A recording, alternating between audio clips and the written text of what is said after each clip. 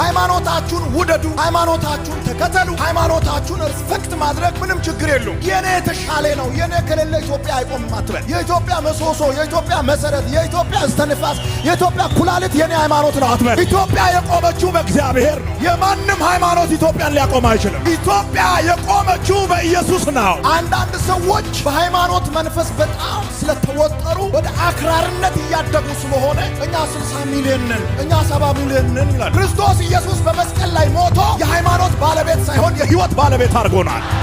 ምድርቱ ላይ ከፍተኛ ረብሻ እየፈጠራችሁ ያላችሁ አክራሪዎች እጃችሁን ሰብስቡ። እግዚአብሔር በጣም አደገኛ ነው። ሰው በሰላም ይኑር፣ ሰው በሰላም ይተኛ፣ ሰው በሰላም ይስራ፣ ሰው በሰላም ወጥቶ ይግባ።